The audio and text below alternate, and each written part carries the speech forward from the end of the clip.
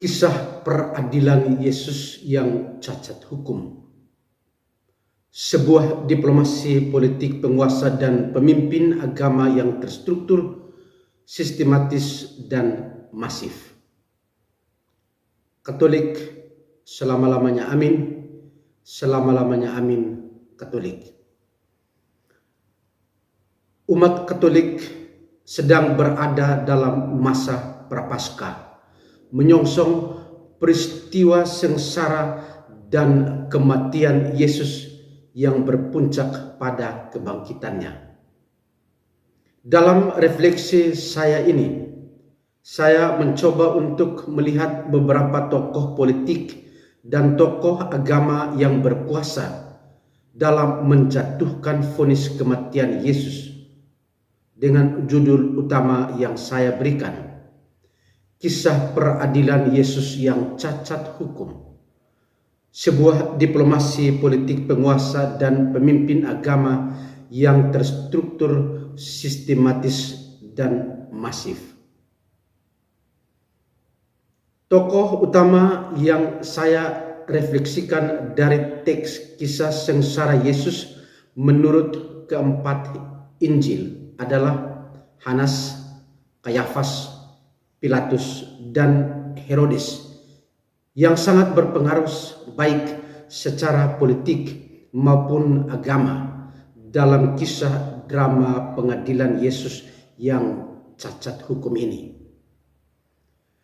Permainan di panggung politik dan panggung agama yang mereka embani cukup terstruktur, sistematis, dan masif, walaupun kenyataannya cacat hukum.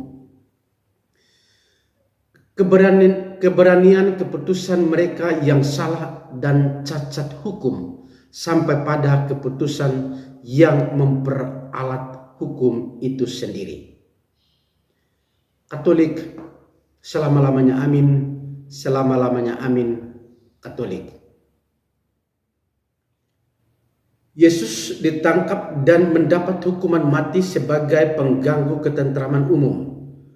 Permainan politik busuk Yudas yang menjual sang gurunya dieksekusi juga pada malam itu. Bandingkan Yohanes bab 18 ayat 1-11. Dan Yesus harus melewati beberapa proses peradilan. Menurut penginjil Yohanes bab 18 ayat 12-38a sebelum ia dieksekusi mati di kayu salib. Para tokoh-tokoh yang berpengaruh dalam eksekusi Yesus yang cacat hukum ini. Yang pertama, pengadilan di Mahkamah Agama. Mantan imam besar Hanas dan imam besar aktif pada waktu itu Kayafas. Inilah diplomasi peradilan untuk mempertahankan posisi dan jabatan. Peradilan agama di bawah tekanan dan kekuasaan Roma tidak ingin mengambil resiko karena takut akan penguasa. Mereka tampil sebagai provokator-provokator untuk memprovokasi massa dengan bukti-bukti palsu yang meyakinkan agar Yesus dihukum mati. Tokoh kedua adalah Pilatus. Peradilan Yesus belum selesai. Yesus harus dihadapkan lagi pada pemimpin wilayah atau gubernur Romawi pada waktu itu, yakni Pilatus. Bandingkan Yohanes bab 18 ayat 29.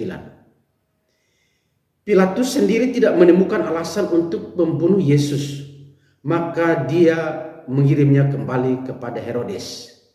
Bandingkan Lukas bab 23 ayat 7. Karena Yesus berasal dari Galilea, di mana Raja Herodes yang berkuasa pada waktu itu di daerah Galilea.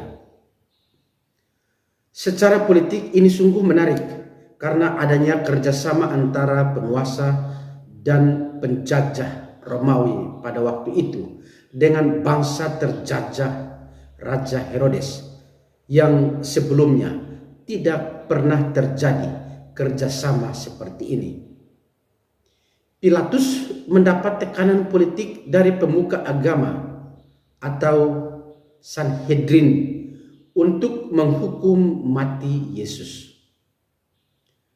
Permainan politik ini sungguh menarik untuk dipertontonkan oleh para pemuka agama dan tokoh-tokoh politik penguasa. Koalisi pun terjadi. Pilatus, sang gubernur Romawi, mengirim kembali Yesus ke Herodes untuk diadili.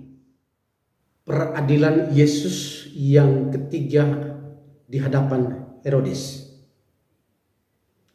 Pilatus sebagai perpanjangan tangan penguasa Roma menyerahkan Yesus untuk diadili oleh Herodes. Bandingkan Lukas 23 ayat 7. Herodes pun takut akan tekanan orang banyak. Ia mengembalikan Yesus untuk diadili oleh Pilatus. Herodes sang raja pun takut. Untuk menghindari tanggung jawab politiknya sebagai seorang raja yang berkuasa di Galilea. Lukas 23 ayat 11 sampai 12. Herodes mengembalikan Yesus ke Pilatus. Ia tidak ingin mengambil risiko atas tuntutan massa untuk menyalibkan Yesus. Takut kekuasaannya hilang karena tuntutan massa. Peradilan Yesus yang keempat kembali kepada Pilatus. Dari Herodes, Yesus digiring kembali ke pengadilan Pilatus. Di tangan Pilatus inilah Yesus mendapatkan hukuman mati. Inilah sebuah peradilan yang takut akan penguasa Roma, walaupun semuanya tidak mendapat kesalahan apapun secara yuridis untuk menjatuhkan hukuman mati kepada Yesus. Tuduhan penghujatan dan nabi palsu kita bisa bandingkan di kitab Ulangan bab 13 ayat 5 atau Lukas bab 23 ayat 2. Tuduhan penghujatan dan nabi palsu. Hukum yuridis seakan lahir karena ketakutan akan penguasa. Orang Yahudi tidak berhak untuk menjatuhkan hukuman mati. Sebagai bangsa jajahan Romawi, orang Yahudi tidak berhak untuk menjatuhkan hukuman mati itu sendiri. Dan Yesus sebagai seorang Yahudi mati disalibkan menurut tata cara hukum Romawi. Bandingkan Markus bab 15 ayat 24 sampai 37. Tawaran Pilatus antara Barabas dan Yesus. Orang banyak lebih memilih pembebasan Barabas ketimbang Yesus. Bandingkan Lukas bab 23 ayat 25. Dan Pilatus terpaksa melawan suara hatinya, termasuk nasihat sang istrinya. Ia mencuci tangan dan menyerahkan Yesus untuk diperlakukan semau tuntutan massa. Penyerahan ini sesungguhnya melanggar hukum karena main hakim sendiri. Pilatus tidak ingin kehilangan jabatan sebagai pemimpin wilayah yang mengabdi kepada kekuasaan Romawi pada waktu itu. Inilah penghinaan besar terhadap hukum demi prestise dan langgengnya kekuasaan sebagai seorang gubernur Romawi. Pilatus sang gubernur lebih memilih suara rakyat yang tidak mewakili suara Tuhan agar Yesus dihukum semau mereka menurut hukum mereka sendiri. Katolik selama-lamanya amin, selama-lamanya amin. Katolik. Pengadilan dan mahkamah agama bersama para pemimpin Yahudi melakukan pelanggaran hukum yang terstruktur, sistematis dan masif dengan pemalsuan bukti, yakni kehadiran Yesus meresahkan kepentingan umum. Kehadiran Yesus adalah penyesat bangsa. Yesus sendiri mengaku sebagai Raja dan Kristus, serta bukti palsu lainnya. Mereka meyakinkan pengadilan bahwa Yesus melarang pembayaran pajak kepada pemerintah Romawi. Tujuannya cuma satu, agar Yesus dihukum mati secara hukum Romawi. Pengadilan terhadap Yesus ini murni cacat hukum. Tuduhan palsu ini membawa Yesus pada peradilan dan hukuman mati. Sesungguhnya melanggar juga hukum yuridis Yahudi sendiri. Berikut ini ada beberapa pelanggaran pengadilan terhadap Yesus yang cacat hukum yang bisa saya sebutkan. Yang pertama, peradilan Yesus terjadi pada hari raya Paskah. Hukum melarangnya. Yesus tidak memiliki hak apapun untuk mencoba membela diri, bahkan tertuduh, tersangka, tersalib pada saat itu juga tanpa pembelaan. Ini juga pelanggaran terhadap hukum Yahudi. Yang kedua, pasifnya hak para hakim untuk bersuara. Para hakim di mahkamah agama dan pemimpin-pemimpin Yahudi tidak memiliki kekuatan karena tekanan massa dan tekanan penguasa Romawi. Pertanyaannya, mengapa? Jawabannya singkat, karena Yesus dihukum dan disalibkan pada hari itu juga tanpa sebuah pembelaan. Ini pelanggaran. Yang ketiga, ironisnya bahwa para pemimpin Yahudi dan orang-orang Yahudi seakan berwajah ganda. Di satu pihak, mereka secara hukum tidak memiliki kewenangan apapun untuk menghukum seseorang.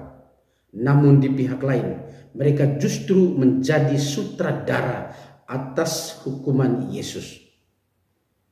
Seolah-olah mereka bukan pembunuh, tetapi sesungguhnya mereka adalah aktor pembunuhan. Yang keempat, Herodes seharusnya tidak memiliki hak apapun untuk didengarkan pendapatnya.